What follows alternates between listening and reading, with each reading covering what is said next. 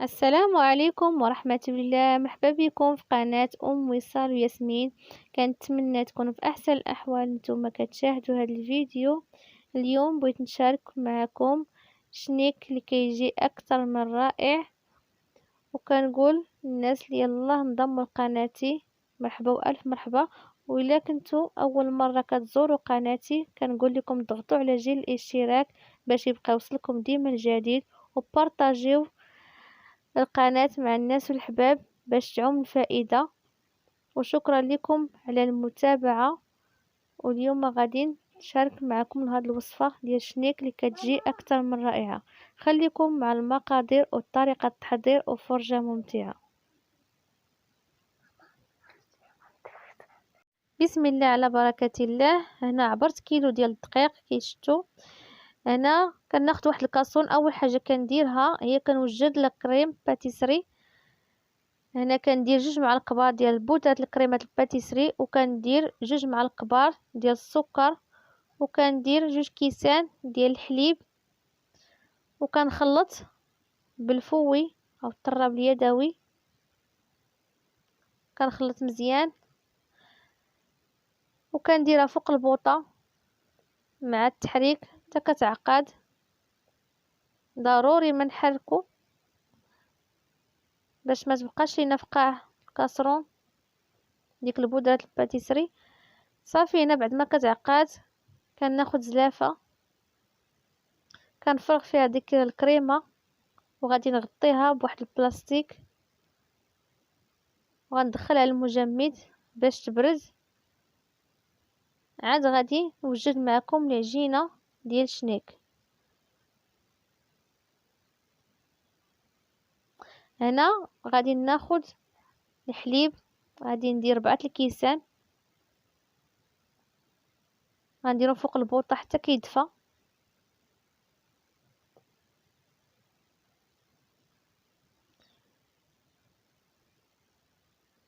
هنا كناخد داك كيلو ديال الدقيق خصو يكون نوعيه جيده خاص بالحلويات باش ينجح معكم هاد الشنيك. كنزيد ليه معلقه كبيره ديال الخميره الفوريه، وكنزيد الملحه، وعندي هنا بيضه وحده، وعندي واحد كيس من سكر الفاني، واحد الخميره ديال الحلوى، وغادي ندير 5 المعالق ديال السكر. والسكر كيبقى لكم نتوما حسب الذوق. بالنسبه للزيت عندي 5 المعالق. هادو هما المقادير اللي غادي تكون في العجينه، يعني مقادير بساط. غادي نجمع بالحليب اللي دفيت، يعني الحليب خصو يكون دافي، وغادي نبدا نجمع. واخا عابره انايا 4 الكيسان ديال الحليب، غادي نبدا ندير غير شويه بشويه وانا كنعجن حتى كتجمع ليا العجينه. صافي غادي نحطها في سطح العمل وغادي نبدا ندلكها شويه. هاد الشنيك كينفع بالنسبه للاعياد ولا الضياف الا كانوا جايين عندكم، وحتى بالنسبه لرمضان الله يدخلوا علينا كاملين بالصحه والسلامه. يعني كينفع هاد الشنيك. انا كنديرو كيبقى عندي مده اسبوع.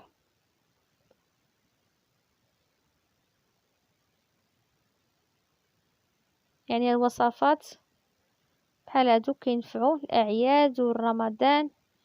يعني شنيك او كرواسه كيكونوا ديما حاضرين يعني العام كامل. هنا رشيت سطح العمل بشويه الدقيق وبديت كندلكها شويه.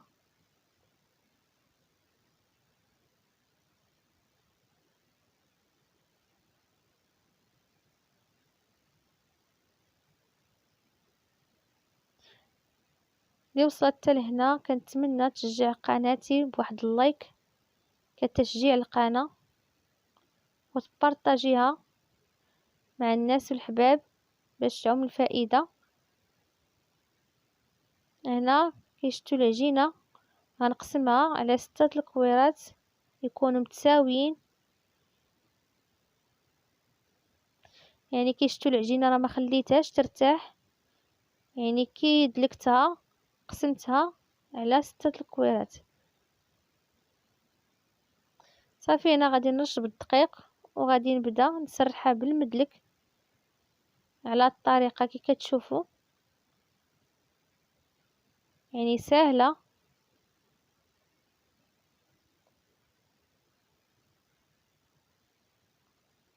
ما كتاخدش مجهود، يعني بالنسبه للطريقه ديالها راه سهله. كنتمنى تجربوها. انا غادي نبقى بنفس الطريقه حتى كنكمل كاع الكويرات اللي عندي.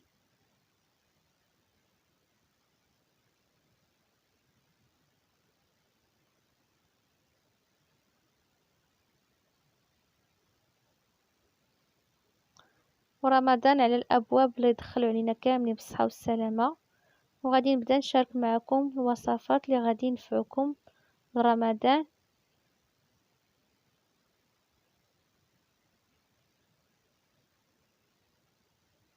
هنا كملت كاع الكويرات اللي عندي، وانا انا كندير الزبده بهذه الطريقه. يعني ما كنكثرش انا الزبده، يعني كيلو ديال الدقيق خدات ليا 100 غرام ديال الزبده. صافي هنا كندير الثانيه حتى هي كندير ليها الزبده. انا كنفضل الزبده ديال الباطا حيت كتكون بحال البوماد وكتساعد في الخدمه. نتوما الا بغيتو تستعملوا الزبده ديال المارغرين او خاصه بالتوريق كتذوبوها شويه. صافي هنا كنلاقي هاد الجوج كي كتشوفوا في الفيديو، يعني الفيديو شارح نفسه. صافي كنزيد كندهن الوجه بالزبده وكنتنيها بحال شي مسمنه او رغايف. يعني الطريقه سهله. وكنكمل بنفس الطريقه، كناخد كل جوج كنلاقيهم، يعني كندير لهم الزبده.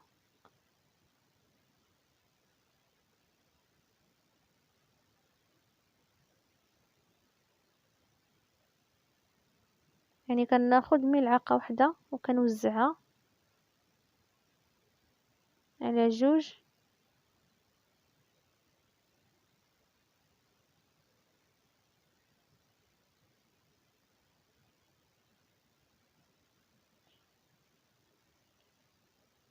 يعني كنهز وحده وكنلاقيها مع الثانيه وكنعاود ندهن الوجه بالزبده.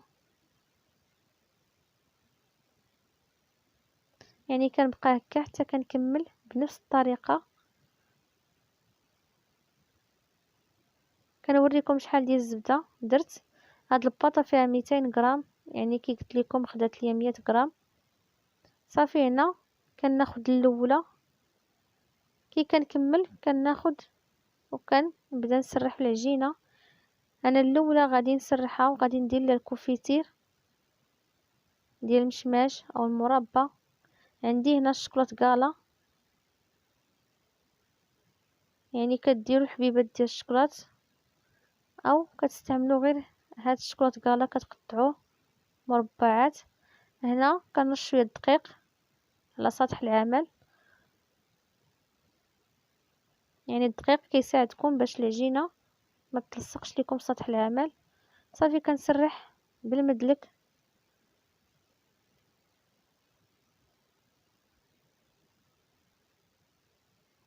يعني هاد الوصفه كتجي ناجحه.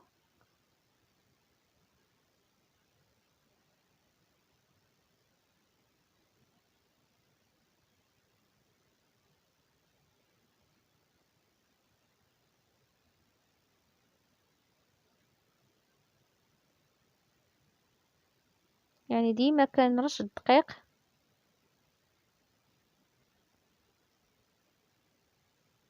وكنبدا نسرح وكنبسط بيديا الجناب باش ما يبقاوش غلاط.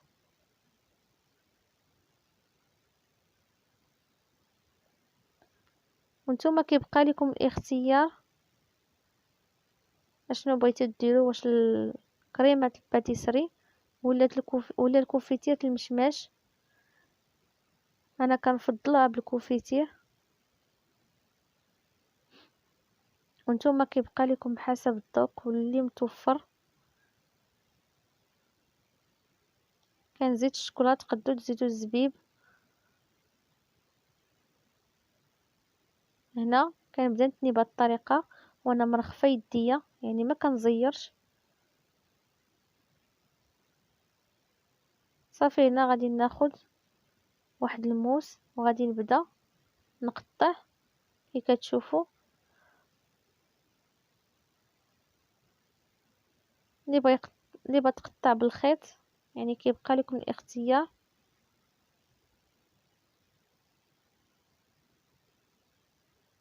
صافي كنبقى هكا حتى كنسالي وكنبسطها بيديا، كنبسطها غير شويه صافي، وكنخليها ترتاح حتى كتخمر. صافي عاد كنشعل الفران على 200 درجه بهذه الطريقه، كنبسطها شويه. كي قلت لكم كنشعل الفران على 200 درجه.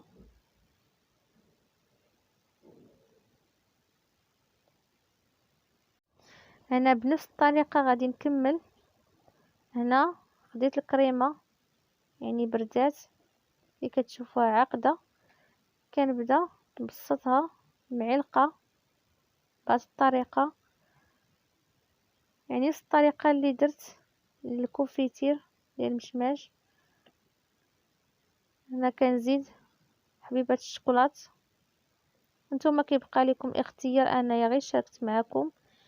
نتوما كيبقى لكم الاختيار اللي بغيتو ديروه كريمه ديال الباتيسري ولا ديروها غير بالكوفيتير ديال المشماش اللي متوفر عندكم، كيبقى على حسب الذوق. وانا كنفضلها ديما بالكوفيتير صراحه، كتجي رائعه والاذواق كتختلف. صافي غنبقى هكا بنفس الطريقه وغادي نديرها في اللاطه ونخليها حتى كتخمر. عاد غادي ندخلها الفران. هنا شعلت الفران على 200 درجه، خليت الفران حتى كيسخن مزيان. ضروري الفران يكون سخون مزيان، وشعلته انا غير من التحت. هنا خديت واحد البيضه مع قهوه سريعه الذوبان، كنطربها مزيان وكنضيف ليها شويه الحليب غير الا كان متوفر عندكم، ماشي ضروري. صافي كندهن الوجه ديال الشنيك بعد ما خمر، خصكم ضروري تخليوه يخمر مزيان. عاد كندخل لاطه ديالي الفران، كندخلها غير لتحت حتى كندخل لاطه، عاد كنشعل الفران من الفوق وكنخليه يطيب على 200 درجه. انا بعد ما خرجت شنيك من الفران محدو باقي سخون، كندهنو بالناباج وانتوما دهنوه بالعسل ولا اللي متوفر عندكم. انا كنفضل الناباج صراحه، كتجي الريحه ديال الكرواسه او الشنيك كتجي بحال ديال المخبازات. وتزين كيبقى لكم نتوما الاختيار، وكتزينوها بكاوكاو ايفيلي او الجوز الهند او كاوكاو كونكاسين، المهم اللي متوفر عندكم كتزينوا بها. هذا هو الشكل النهائي ديال الشنيك، كتجي رائعه. وانا هنا زينتها بكاوكاو كونكاسي، يعني كان شايط عندي كنت زينت به الحلوه ديال الصابلي. وانتم كديروا يعني اللي متوفر عندكم. وخليت هنا واحد اللاطه باش نوريكم كي كتجي، يعني بدون تزيين كتجي رائعه، كتجي خفيفه. واللي جربت هاد الوصفه انا متاكده غتبقى معتمده عندها. يعني هاد الشنيك جربوه، يعني تقدروا ديروا حتى الحشوه المالحه في هاد العجينه. وكي شفتوا كيلو ديال الدقيق درت ليه غير 100 غرام ديال الزبده. كي كنعرفوا العجينه المورق الا بغينا نديروه كنديروا كيلو ديال الدقيق كنديروا فيه نص كيلو ديال الزبده. وانا ما درتش نص كيلو، يعني درت غير 100 غرام. ما شاء الله خرجت ليا كميه كثيره وجا رائع. وكنتمنى تكون هذه الوصفه معتمده عندكم. ودابا رمضان على الابواب، الله يدخل علينا وعليكم بالصحه والسلامه، وتكون هذه الوصفه ديما يعني حاضره. انا ديما ندير شنيك او كرواسه، يعني بنفس العجينه غتخرجوا منها كرواسه وتخرجوا منها بتي بان. يعني تقدروا ديروا منها 3 تشكيلات، يعني اللي بغيتو، وتكون ديما حاضره عندكم في مائده الافطار او مائده العيد. وكيبقى لكم الاختيار في الحشوه، بغيتو ديروا الكوفيتير ولا لا كريم باتيسري، ولا تقدروا ديروا الحشوه المالحه اللي كيبغي المالح ما كيفضلش كرواسه حلوه، تقدروا ديروا الحشوه مالحه.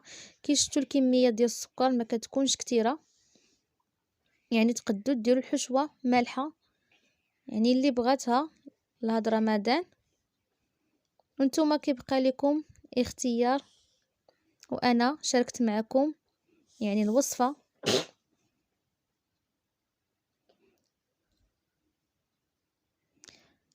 ما شاء الله كيشتو كي كتخرج كميه كبيره.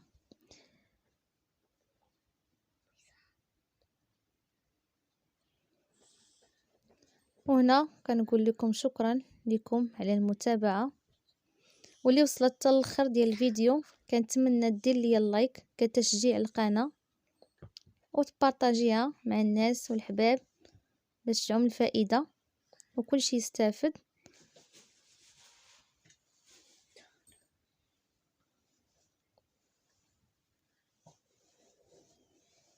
صراحه نعيا وما نشكر، شنيك كيجي رائع. غادي نجرب معكم حتى الكرواسون وبتي بان بنفس العجينه بنفس المقادير، يعني شوفوا كي كتجي رائعه.